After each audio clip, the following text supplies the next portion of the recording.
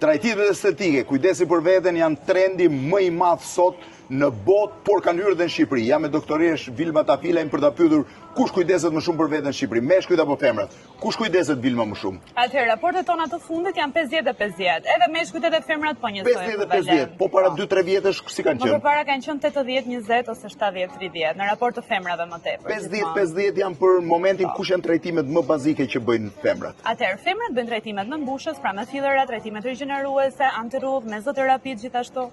Po meshkujt? Meshkujt më tepër preferojnë trajtimet antirrudh, pra reduktimin e rrudhave dhe rigjenerimin e lëkurës, domos pjesën e under eye, pra pjesën poshtë syve. Kush janë më tekanjoz?